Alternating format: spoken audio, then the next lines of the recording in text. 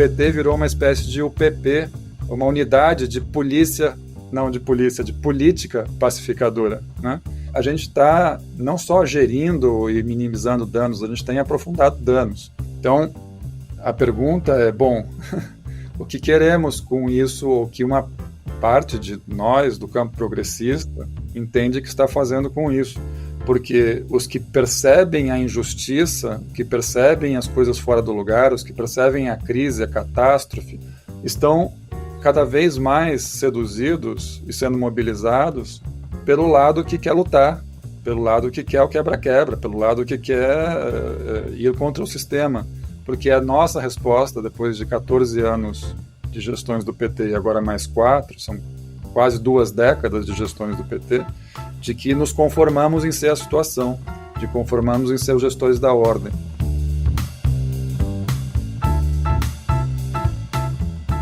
Uma multidão rumando às sedes do poder para derrubar um regime político com as próprias mãos. Até pouco tempo atrás, essa imagem não era particularmente fantasiada pela direita. Rebeliões desse tipo, na verdade, foram uma utopia da esquerda desde, pelo menos, a Revolução Russa. Em 1917, a tomada do Palácio de Inverno por uma massa inculta, que golpeia os móveis e as obras de arte da nobreza czarista, se tornou uma das representações por excelência do poder dos levantes populares. A invasão do Capitólio por trumpistas e o 8 de janeiro no Brasil escancararam, nesse sentido, uma grande transformação simbólica.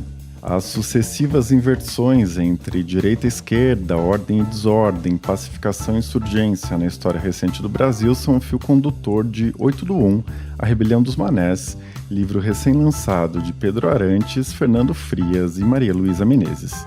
Os autores interpretam o Domingo de Fúria dos apoiadores de Bolsonaro em Brasília a partir desse jogo de espelhos, destacando o hackeamento pela nova direita, do vocabulário e das táticas de mobilização política da esquerda. O Pedro, professor do Instituto das Cidades da Unifesp, defende nesse episódio que as forças progressistas devem levar a sério as propostas e as ações da extrema-direita brasileira. Para ele, o 8 de janeiro é uma oportunidade para a esquerda refletir sobre os seus rumos recentes, uma conjuntura de perda de vitalidade e conformação em administrar uma ordem precária e desigual, sem um horizonte de transformação social. Na nossa conversa, o Pedro também falou sobre as prisões e as condenações de participantes do 8 de janeiro. Para ele, Alexandre de Moraes e o STF estão subindo a régua do punitivismo, sob aplausos de boa parte da esquerda, o que instaura um controle totalitário sobre a contestação social, que se abate tanto sobre golpistas de direita quanto sobre o MST e outros movimentos de esquerda. Eu sou Eduardo Sombini e este é a Ilustríssima Conversa.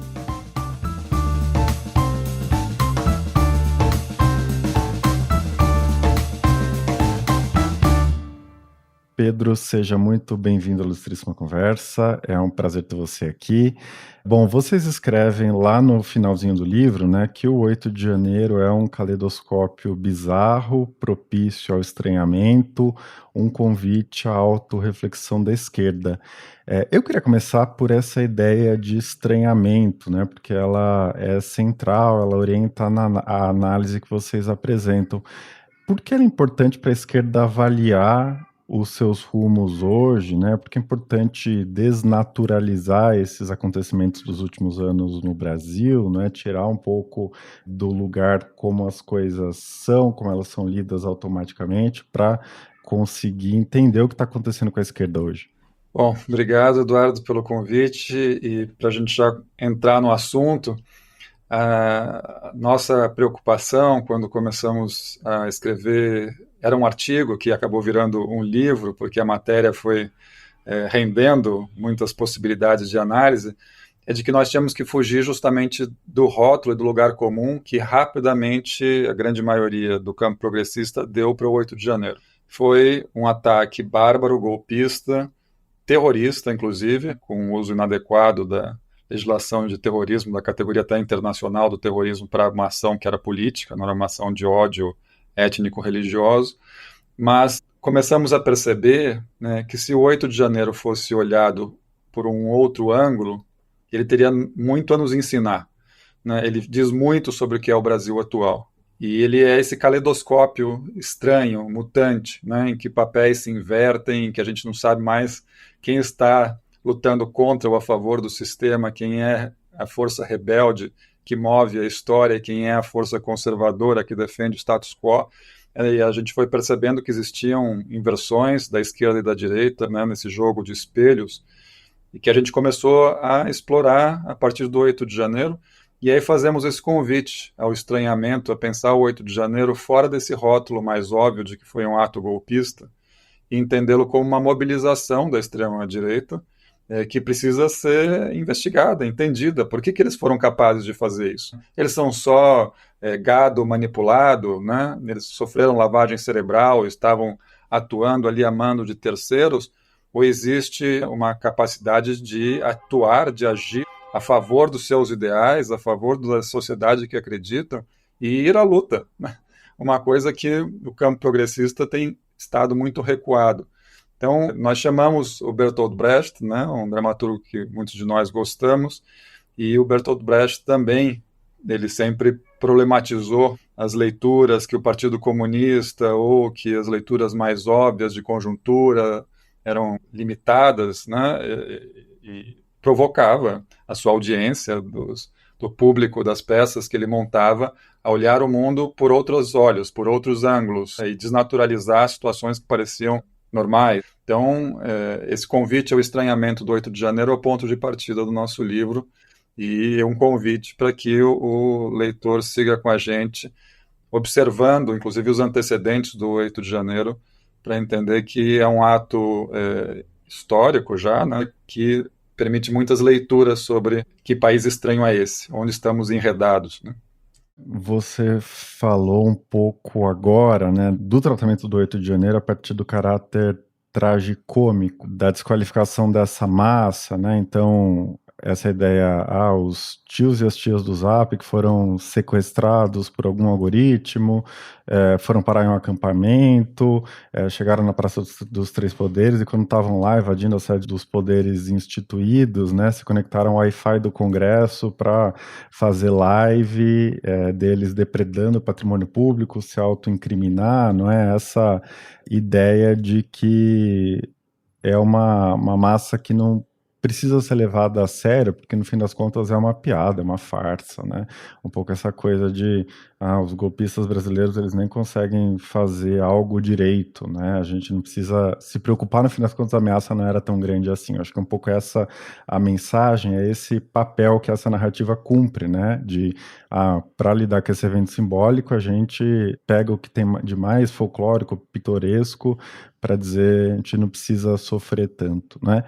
Eu queria que você falasse um pouco sobre isso, né? Que tipo de risco, que tipo de problema essa desqualificação, esse rebaixamento dessa massa bolsonarista pela esquerda, por parte da esquerda, por parte desse campo progressista causa, né? Então, justamente, de um lado, né, há os que consideram que os que fizeram o 8 de janeiro eram um grupo de delirantes, enfim, uma espécie de refúgio do bolsonarismo que chegou lá e que fez aquela coisa amalucada, mas também tem outras leituras que estão no polo oposto, dizendo, não, tudo isso foi planejado, orquestrado de dentro do comando militar, de dentro do SNI, de dentro das estruturas de poder bolsonaristas mais elevadas, né?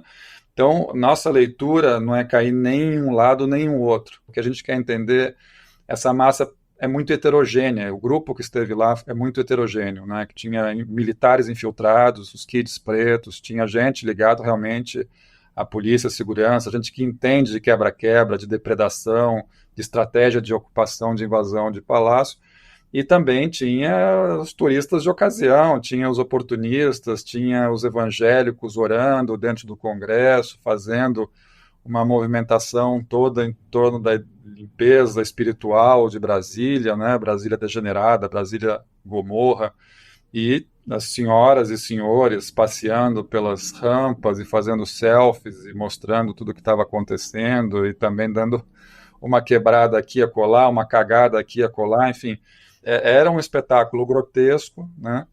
Que a gente mergulhou para tentar entender, afinal, o que estava ali operando, né, do ponto de vista do simbólico também, né? O nosso livro, né, os meus dois colegas autores somos todos da crítica, da cultura, da arte, do cinema, da arquitetura, da pintura, do urbanismo. Estávamos interessados em entender essa conexão entre estética e política, uma conexão operante há muitos anos, né? Pelo menos desde o início do século XX, a relação entre estética e política é uma dimensão fundamental dos processos revolucionários e contra-revolucionários, e comunistas e fascistas sempre fizeram amplo uso de propaganda e da arte, da arquitetura nas suas performances, né? Então, fomos olhar por esse ângulo, quer dizer, será que a cultura nos ajuda a explicar o 8 de janeiro? Nossa forma de escrever, né, apesar de ser um livro sobre política, ele é um livro ensaístico e faz parte de tentamos honrar uma tradição do ensaio cultural na crítica da sociedade brasileira, né? E acho que tem a questão da maneira que a gente mobiliza a linguagem para escrever sobre esses acontecimentos. Esse é um trechinho.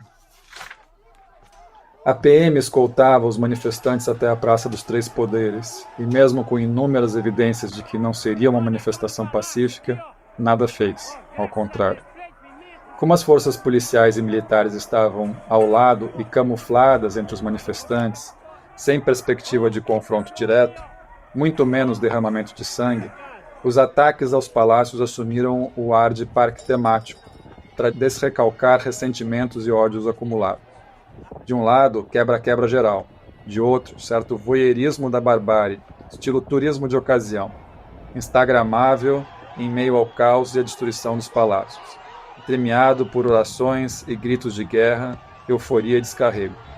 O cidadão de bem, sem freios e impulso narcísico de cólera, com uma mão tirava selfie e com a outra depredava algo. Sabendo que não seriam reprimidos com violência, como mereceriam os sem-teto ou sem-terra, os patriotas estavam como num playground, numa insurreição sem repressão. Enfim, em um teatro da produção consentida da baderna, rebelião gamificada e sem punição, transmitida em tempo real pelos jogadores, para suas plateias particulares em seus perfis e canais. Mas não dá para pensar outra coisa, que o Brasil é dos brasileiros e nós estamos aqui em tempo real. Olha lá o que fizeram com o Guaidó. Bom, e a própria denominação de manés tem a ver com isso que você está dizendo, né? Acho que é um bom momento para você explicar por que manés. O título do livro parece um título de provocação também, né? Como se nós estivéssemos dizendo, não, eles são um bando de malucos mesmo, são uns manés, né? São uns otários. A esquerda passou a brincar com a ideia dos patriotas que viravam patriotários e coisas desse tipo, não sabiam o que ia acontecer, o que eles imaginavam que ia acontecer, etc, etc. Então, em primeiro lugar, a denominação mané não é uma decisão dos autores, é uma leitura nossa da própria construção simbólica desses personagens como sujeitos do ato que estava para ser encenado. Como é que surge a denominação mané? Vocês vão lembrar, certamente, logo após o resultado do segundo turno, há um encontro em Nova York em que os ministros do STF fazem parte, e abordado numa calçada ali de Manhattan, Zé Luiz Barroso é interpelado por um bolsonarista inconformado com o resultado da eleição e que questiona o resultado das urnas, afinal, até hoje, entre 80% e 90% dos que votaram em Bolsonaro acreditam que houve uma fraude nas urnas. O senhor vai deixar o código-fonte ser exposto? O Brasil precisa dessa resposta, ministro. Todo respeito.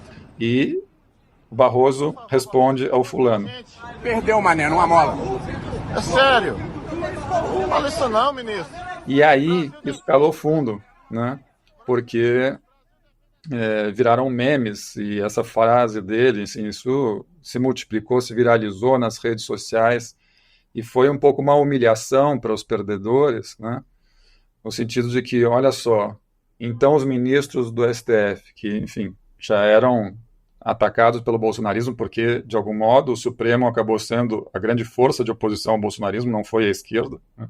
Em algum momento chegaram a ser os cientistas durante a pandemia e os profissionais da saúde, mas, no geral, quem foi impondo limites ao avanço autoritário do bolsonarismo foi, sobretudo, o STF. Dentro do STF, alguns dos ministros, em especial o Alexandre de Moraes, estavam permanentemente sendo atacados, como a ditadura do Supremo, né? E os bolsonaristas rebatiam dizendo, não, o Supremo é o povo. Enfim, o embate em torno do Supremo, das Supremas Cortes, é um tema muito comum em todas as ascensões autoritárias no mundo contemporâneo e é um dos estágios fundamentais para o avanço da autocracia, né, dos governos que desrespeitam, né, os três poderes, o equilíbrio dos poderes, e vão desrespeitando e vão desmanchando as próprias instituições.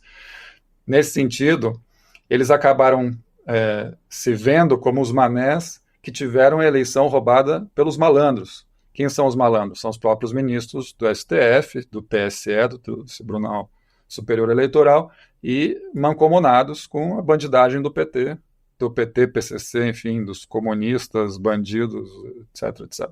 Então eles assumiram a alcunha de manés, estenderam faixas nos acampamentos nas frentes dos quartéis generais. A Jovem Pan repercutiu isso, fez uma matéria sobre a revolta dos manés na primavera brasileira, né, porque também estávamos em época de primavera e é um uso espúrio da ideia de primavera dos povos, ou mesmo da primavera árabe, né, típico do jornalismo da Jovem Pan, e isso foi sendo assumido.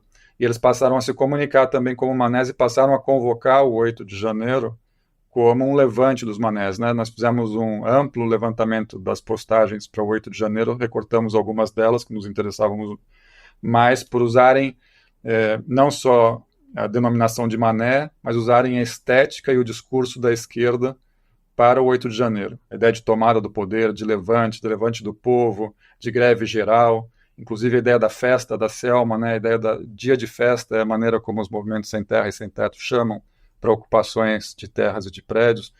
Então, nós fomos percebendo que o protagonismo que eles se punham nessa ação recebia o título de manés em rebelião, de manés na tomada do poder. Daí que surge o título do próprio livro, em respeito à maneira como eles se colocaram. E o livro vai fazer, ao longo de muitos momentos, essa inversão entre mané e malandro. Que hora o mané vira malandro, o malandro vira mané, quem é malandro, quem está fazendo quem de mané, quem é o malandro que abusa, inclusive, dos efeitos de ilusão, de ordem, desordem, né? Nesse processo todo de criar confusão e, com isso, produzir o espaço para uma intervenção militar. Pedro, acho que um pouco nesse espírito, né, você falou agora dessa estética bolsonarista, da estética das convocações, inclusive as obras de arte, né, que foram produzidas, que vocês apresentam no livro. Eu queria que você falasse um pouco sobre elas, né, porque me parece que isso é pouco explorado, né? A elite intelectual, a elite ilustrada brasileira lê aquilo como algo tosco, algo primário, que, portanto, é quase como se não merecesse ser analisado, né? O que motiva, quais são os temas, quais são as inspirações, etc. Eu queria que você falasse um pouco mais sobre essa análise que vocês apresentam no livro, não é? E que chama atenção porque vocês traçam, não é? Essa estética do 8 de janeiro a partir dessa ideia de espelhamento, né? Ou de hackeamento do que a esquerda fazia antes, né? Então a ideia de festa, como você falou, os símbolos que são mobilizados e apresentados naqueles cartazes, né? Enfim, como que vocês olharam para isso? Por que é importante olhar para isso? Bom, isso é um dos temas centrais, né, do livro.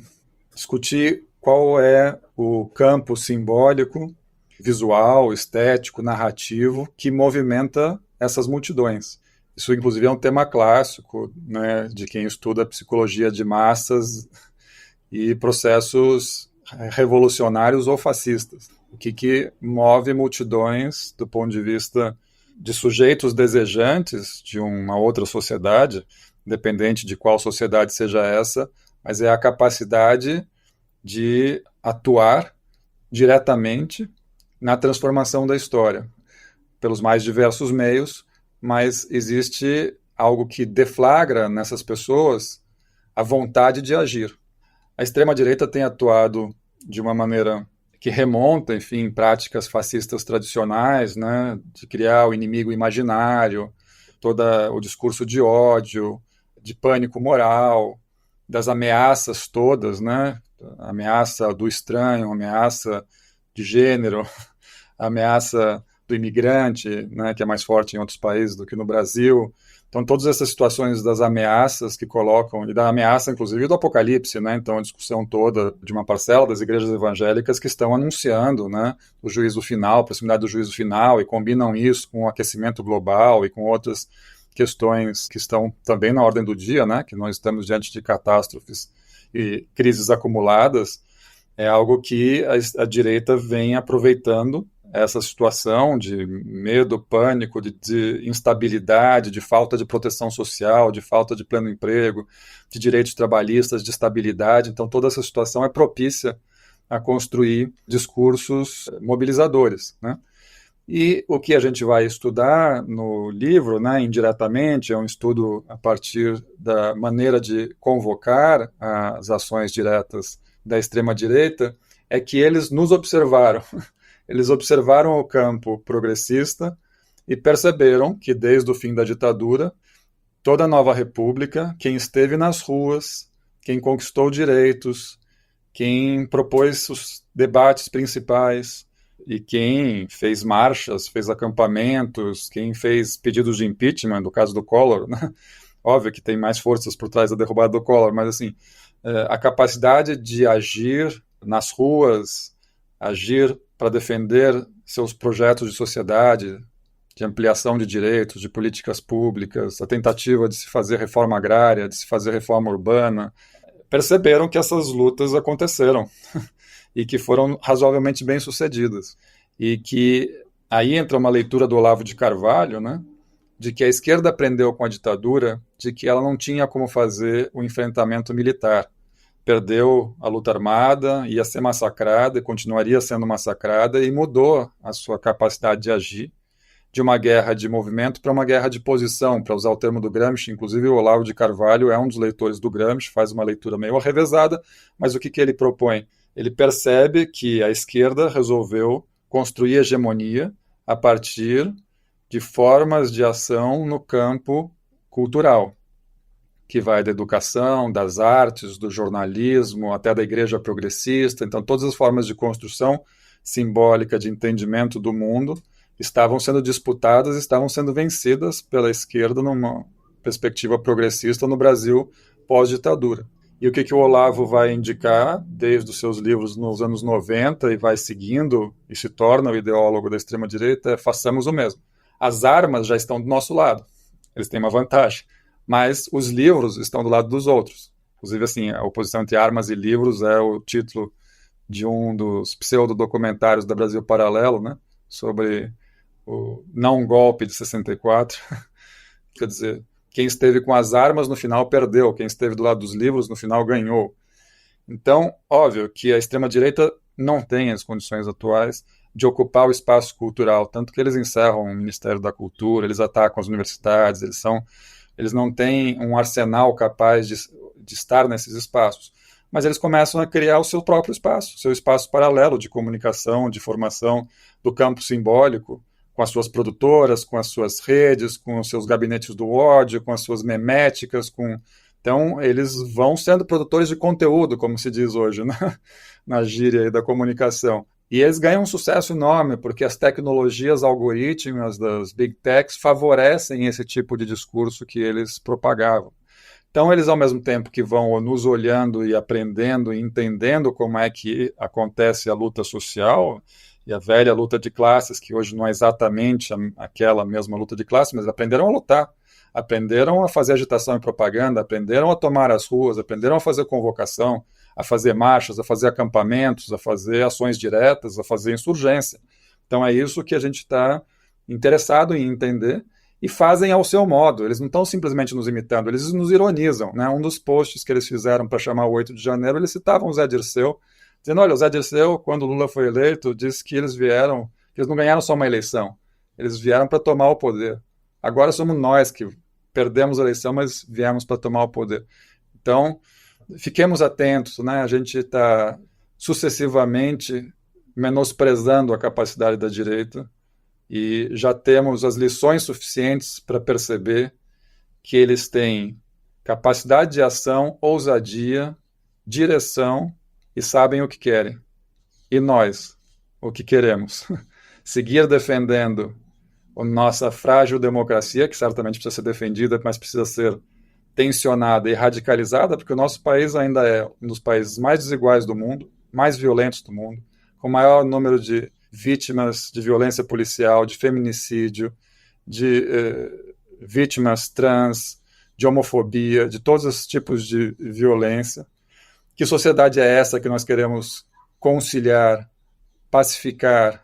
Será que a esquerda tem que realmente assumir esse papel de pacificadora de uma sociedade tão desigual e brutal como a brasileira? Ou a gente também tem que lutar com outras armas e com outras agendas, evidentemente, para tensionar também a democracia e as instituições num sentido progressista, num sentido da justiça social, num sentido da inclusão, da igualdade, que são temas e valores fundamentais. Esse é um tema super quente, né? Eu fiquei lembrando, por exemplo, de uma reportagem que a gente publicou sobre o novo livro do Vladimir Safatli, né? Que foi uma coisa que teve uma repercussão enorme, em que ele diz basicamente isso que você está dizendo, né? De que a esquerda, de alguma maneira, perdeu esse impulso de mobilização. Ele fala, se não me falha a memória, que a esquerda não é mais uma força política viável, né? Que quem cumpre esse papel hoje é a extrema-direita.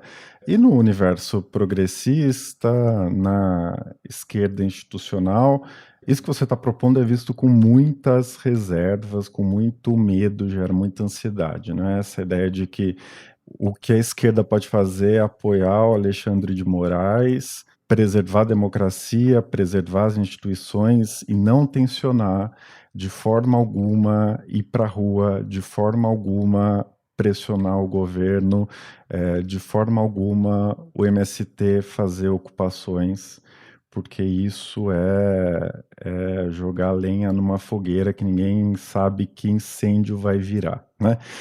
Como que você pensa isso? Eu queria que você detalhasse um pouco melhor. E como que você responde a esses discursos, né?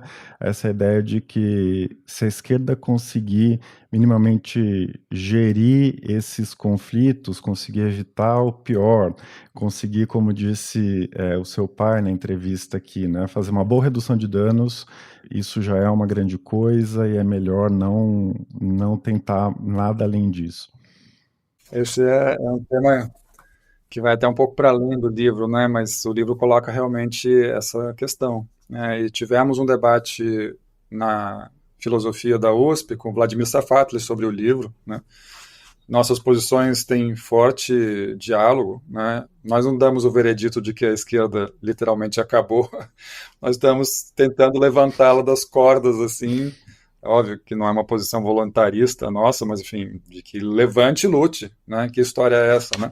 Quer dizer, isso da gente se orgulhar de que o Lula é o rei da conciliação, da pacificação, interessa a quem? Porque o Bolsonaro é o rei da polarização, da confrontação. Então, diante do estado de coisas que temos no Brasil, segunda maior população encarcerada do mundo, jovens negros periféricos sendo mortos, e não é só pela polícia aqui de São Paulo, a polícia da Bahia, que o PT governa há quase 20 anos, é a polícia mais violenta do Brasil. A gente naturalizou determinadas situações da sociedade brasileira que não podem ser naturalizadas, né? O grau de barbárie, de desigualdade, de racismo, de violência, né, serve a quem manter isso tudo? E por que nós estamos incumbidos em tentar manter isso tudo funcionando mais ou menos direitinho? Porque o discurso é, não vamos virar pária, vamos defender o meio ambiente porque isso favorece o agronegócio, né? Vamos fazer o super plano safra, vamos contentar as empresas de aplicativo com uma nova regulação trabalhista que é uma vergonha, mas tem o carimbo do Partido dos Trabalhadores, e hoje a Uber diz que essa proposta é a mais avançada do mundo, quer dizer, óbvio, é a mais regressiva para os trabalhadores. A gente está não só gerindo e minimizando danos, a gente tem aprofundado danos, né? Então, a pergunta é, bom, o que queremos com isso, o que uma parte de nós, do campo progressista, entende que está fazendo com isso? Porque os que percebem a injustiça, os que percebem as coisas fora do lugar, os que percebem a crise, a catástrofe, estão cada vez mais seduzidos e sendo mobilizados pelo lado que quer lutar, pelo lado que quer o quebra-quebra, pelo lado que quer ir contra o sistema. Porque a nossa resposta, depois de 14 anos de gestões do PT e agora mais 4, são quase 2 décadas de gestões do PT, de que nos conformamos em ser a situação, de conformamos em ser os gestores da ordem, né?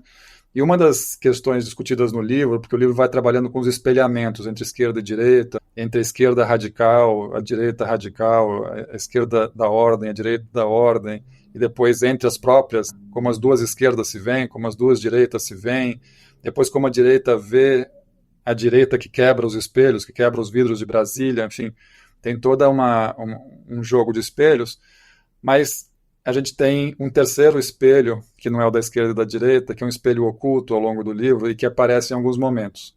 Que a gente fala, bom, se vocês acenderem as luzes atrás dos espelhos, dos prédios espelhados, da Faria Lima, da Paulista, vocês verão ali quem segue no comando, quem segue se beneficiando, seja da gestão A ou B, que consegue ampliar lucros, seja com o governo fascista, seja com o governo conciliador, seja com predação, seja com alguma proteção. De algum modo, o ambiente de negócios no Brasil, negócios cada vez mais internacionais, que a gente tem cada vez menos capacidade interna de decisão de negócios. Nós somos um fazendão neocolonial exportador. Essas pessoas que estão nos seus prédios com ar-condicionado, esses prédios espelhados, e que à noite a gente vê as luzes acesas ali dentro, são as pessoas que seguem se beneficiando em qualquer momento, em qualquer turno. Eles barram tudo. Eles conseguem barrar qualquer tentativa. Vejam agora aí o embate, uma das poucas lutas que o governo Lula está tentando fazer passar, que é derrubar toda a sequência, a quantidade de benefícios, isenções fiscais para as empresas, né? Porque isso é um furo de arrecadação, as empresas assumiram que elas não querem pagar aqueles impostos nunca mais. Isso para não falar da própria pagamento da dívida, que consome 700 bilhões ao ano. Então, a gente segue transferindo violentamente recursos para os rentistas, para os capitalistas. É uma máquina de drenar riqueza social para uma elite que se elocupleta na sua ganância, na sua riqueza absurda. E nós estamos assim, mais ou menos como os que gerem a pacificação social para isso. O PT virou uma espécie de UPP, uma unidade de polícia, não de polícia, de política pacificadora. É isso que queremos, né? E aí, evidentemente, o MST vai para a rua e faz ocupação, o PT fala, não, calma lá, parem com isso. Mas e cadê a reforma agrária? Não avança nada, não tem recurso para a agricultura familiar, se comparado com o agronegócio, é pífio. Eu fiquei lembrando dessa discussão, né, sobre as teorias conspiratórias, sobre esses discursos da extrema-direita, né, que por mais que eles não façam sentido racionalmente, de alguma maneira eles cumprem o papel de canalizar pânicos que são muito reais, né? Então, por exemplo, o negacionismo climático, né? Essa ideia de que o planeta vai acabar, você diz, não, a gente pode continuar queimando petróleo que vai ficar tudo bem, ou a própria ideia de apocalipse, que aparece muito no livro. Ele oferece uma saída para uma ansiedade absurda, existencial, do fim do mundo, né? É disso que a gente está falando, no fim das contas, quando a gente fala de crise climática. Isso que aparece em muitos autores, aparece no seu livro também, aparece nisso que você está dizendo, né? Essa incapacidade das forças progressistas de dialogar com isso, né? Então, para ficar no meio ambiente, por exemplo, a resposta é também uma resposta conciliatória, essa ideia de que a gente vai preservar a Amazônia, a gente vai deixar de ser um par internacional por derrubar a floresta toda, mas a margem equatorial vai continuar de vento em polpa, a Petrobras vai continuar investindo na exploração de petróleo, etc., né? Você fala lá, vocês escrevem, né, em algum lugar do livro, que a esquerda precisa recobrar, né, a imaginação coletiva, a crítica radical e a rebeldia insurgente. Pensando nisso, né, como que isso pode acontecer concretamente, né? Que pistas você imagina, você concebe para que isso se realize? Bom, seria pretensioso, assim, talvez pistas a gente possa tentar dar aqui, mas não há dúvida, né? Seja na versão apocalíptica de uma parcela dos evangélicos, eu até peguei aqui o livro do Renato Cardoso, que é o genro do Edir Macedo e um dos bispos mais ousados hoje, né? Ele tem um livro chamado Terra vai pegar fogo. Você vai estar aqui para o apocalipse, e a Terra vai pegar fogo é justamente a percepção de que nós estamos, de fato, diante das catástrofes da natureza. Que faríamos diante dessa situação? E ele termina aqui, só para ler a orelha, né? É necessário ler esse livro e meditar sobre ele à medida que fica evidente que vivemos os últimos dias nessa terra. Você está preparado? E durante os anos 2018, 2020, a Record tinha uma novela chamada Apocalipse, que foi também bem assistida, e que na vinheta da novela tem meteoros caindo em Brasília. Parece um bombardeio em Brasília. Inclusive, a gente foi ver a reação nas redes sociais a essa cena e as pessoas comemorando. Pelo menos o Apocalipse serviu para isso. Posso morrer, mas Brasília também vai acabar, não sei o que e tal. Então, existe um discurso, seja ele messiânico, seja ele oportunista, de que a crise está aí, veio para ficar. Como vamos nos relacionar com ela? O que extraímos dela, inclusive, como força política. E a direita está sabendo explorar isso. A direita percebe que nós estamos vivendo uma profunda crise social, ambiental, econômica, ética, e por aí vai. E de migrações, e de guerras, e de refugiados. A lista seria infindável. Diante dessa crise, há o espaço, isso é clássico, né? A ascensão do fascismo aconteceu assim depois da Primeira Guerra Mundial, enquanto a social-democracia tentava administrar a crise, tentava parar a inflação na Alemanha, tentava fazer com que as coisas não acontecessem, fingia, né? Fingia que não estava acontecendo ou tentava fazer uma rede de compensações para lá e para cá que iam se mostrando ilusórias e que iam iludindo a classe trabalhadora no limite, que chegava um momento e dizia, não, basta. A base do Trump é popular. Quem vota nos democratas hoje nos Estados Unidos é a elite americana, as classes médias urbanas, universitárias, a base é popular. E aqui no Brasil, progressivamente, a base da extrema-direita vai ser popular. Por enquanto, a base popular ainda não migrou para a extrema-direita completamente por causa de um líder chamado Lula. Não, porque se dependesse só do PT, essa base já teria abandonado o barco faz tempo. Então, o Lula ainda fala com o povo. O Lula ainda tem toda uma mística de ser um homem do povo, o trabalhador que combateu a fome, que chegou depois de muitas tentativas à presidência, etc, etc. Esse é um dos últimos lastros que nós temos para segurar a ascensão irresistível da extrema-direita no Brasil. Por isso que a discussão é bom. E sem Lula, que faremos? Quem é que vai enfrentar a extrema-direita? Vai ser o Haddad? Como é que nós vamos fazer para falar com a base, com o povo, com a base evangélica, as mulheres negras periféricas que são evangélicas, não tem mais trabalho de base nenhum, a esquerda não está mais nas periferias, não tem mais espaço de escuta, inclusive, dessas porções da população, está, em geral, nos seus espaços mais encastelados de instituições, partidos, organizações, universidades, ONGs, etc, etc. Então, nós estamos numa situação muito complicada, né, de não reconhecer o tamanho da crise, de nos colocarmos à disposição para gerir essa crise e pacificar a sociedade, de produzir conciliação numa situação que seria quase que irreconciliável e de não estarmos ouvindo, nem, como disse o Mano Brown, falando a língua do povo, a língua da periferia, a língua da quebrada.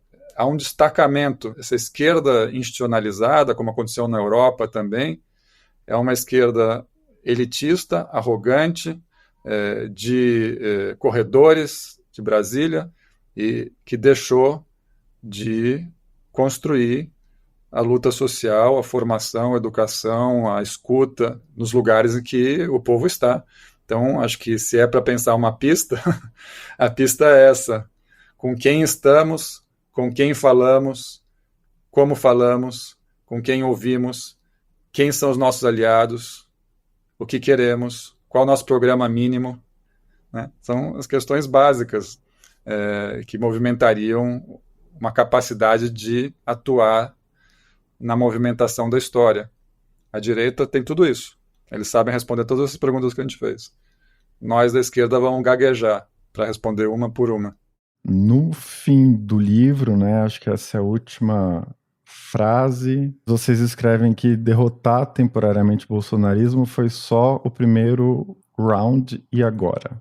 Eu queria te pedir para falar um pouco sobre isso, né? E agora, principalmente pensando nessa conjuntura internacional, você mencionou o governo Biden agora, você mencionou a força do trumpismo nos Estados Unidos, né? Enfim, como que você está olhando para esses próximos anos, pensando nesses movimentos que ultrapassam muito o Brasil, né?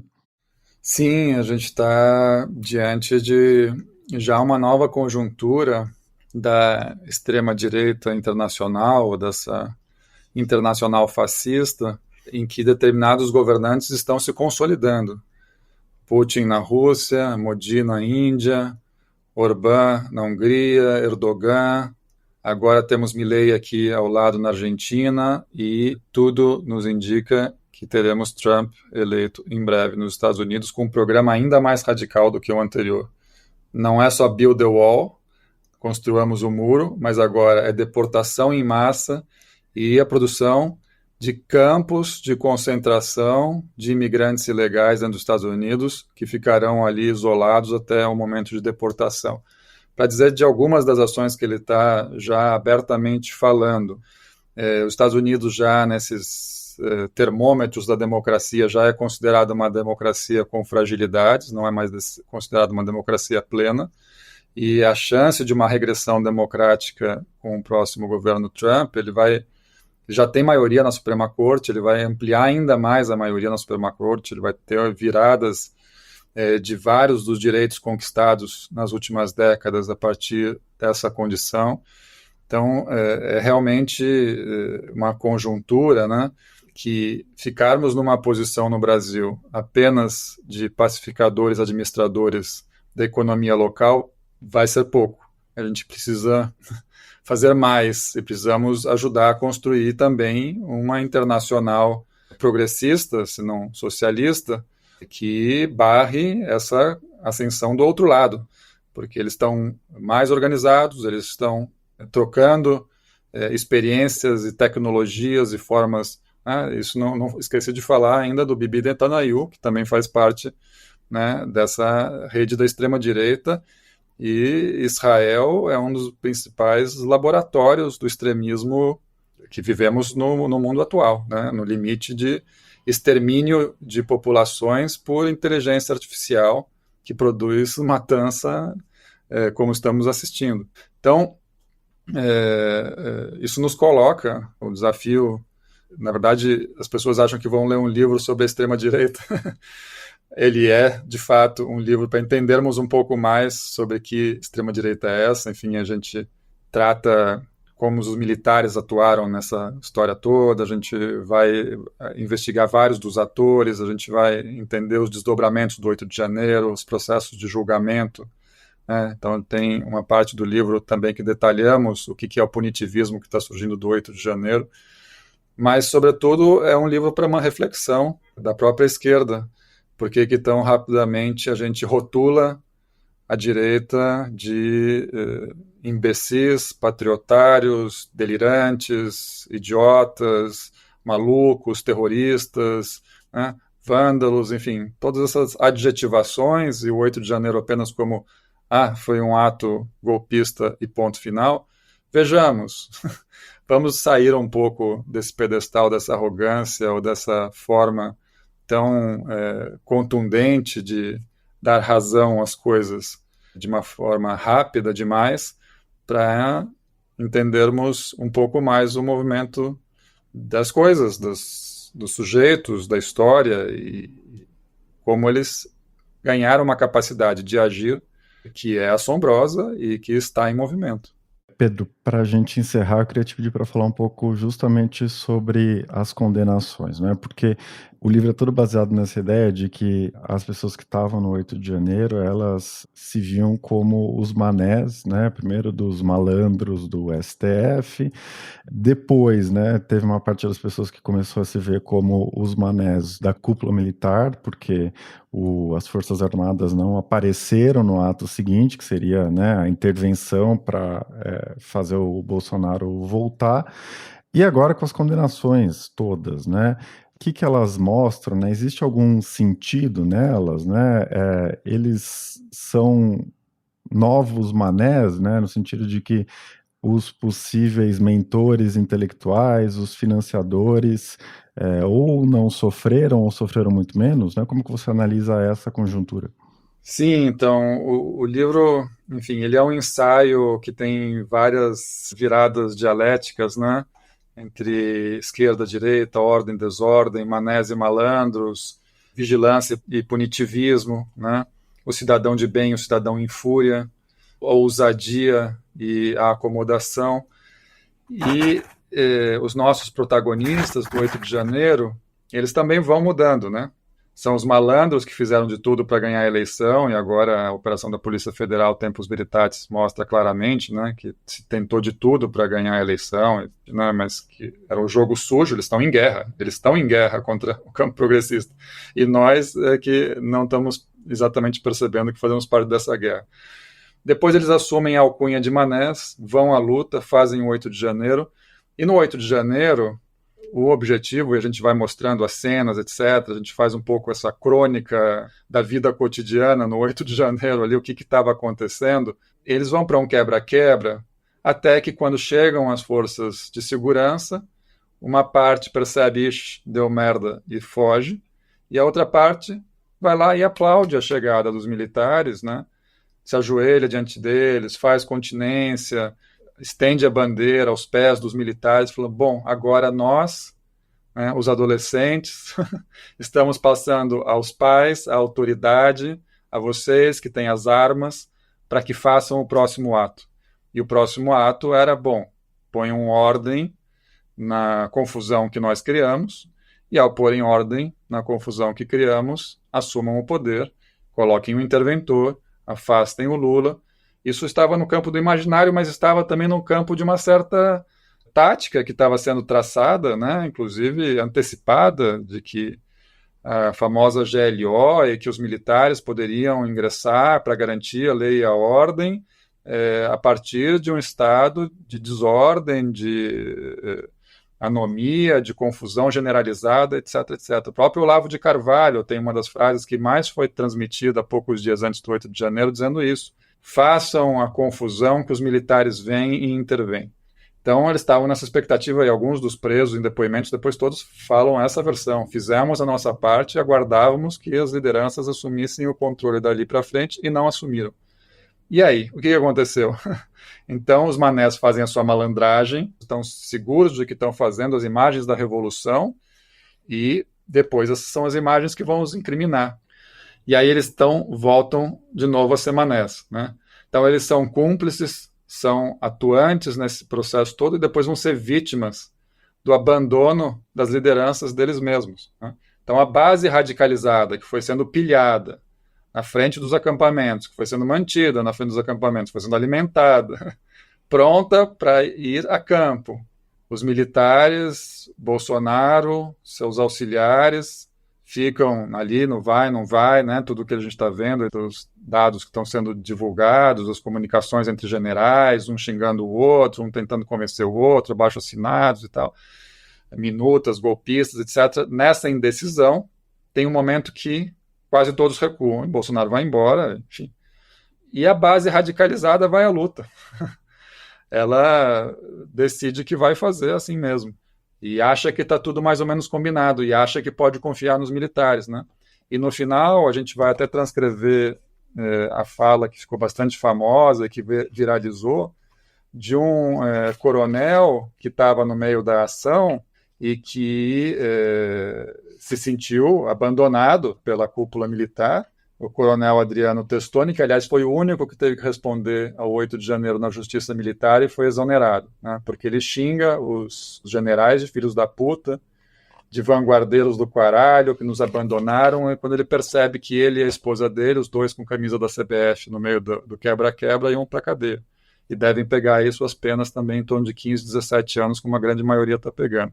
Então, no final, eles acabam sendo vítimas da própria liderança da extrema-direita que os queima, que os abandona, que, enfim, deixa que isso aconteça e que ou não planejou direito ou já tinha recuado e por que deixou então que acontecesse? Então, eles viram bucha de canhão ali, né, e caem numa arapuca.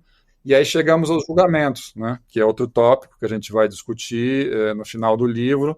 E aí vamos lá analisar os primeiros condenados, né, e tentar discutir um pouco, né, esse padrão de argumentação que o Alexandre de Moraes e o Supremo está utilizando para condenação de penas pesadas, né, aos vândalos, aos que estavam ali no quebra-quebra, né, e discutimos um pouco o que está por trás disso e o que isso pode comprometer, inclusive, a democracia brasileira, ao invés de fortalecê-la. Nós achamos que o modelo de condenação, a maneira como eles estão sendo julgados, as provas que estão sendo juntadas, a limitação do direito de defesa e vários outros aspectos, detalhes que são ali tratados, na verdade, nos indicam um grau de controle sobre a sociedade, a sua capacidade de insurgência ou de rebelião, muito desmesurada. Isso significa que nós estamos subindo a régua do punitivismo na sociedade brasileira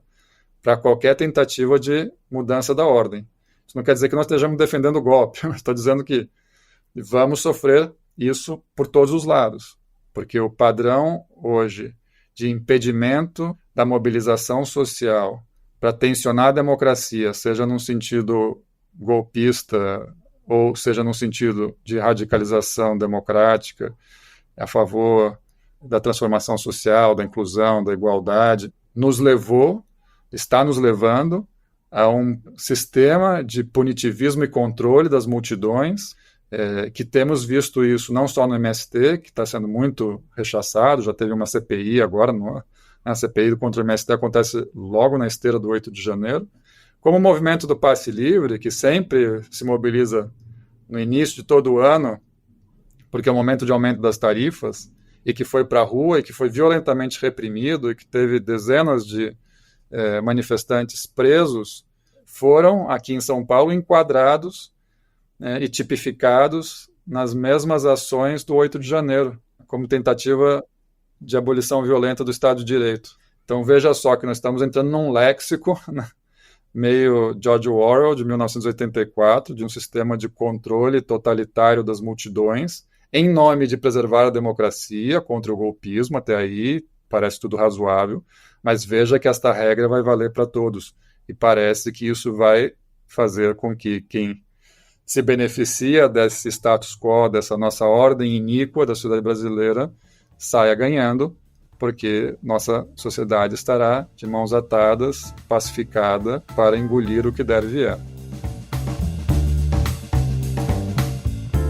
Para recapitular, o Pedro Arantes é coautor, com o Fernando Frias e com a Maria Luísa Menezes, de 8/1, a Rebelião dos Manés, que acabou de sair pela Edra.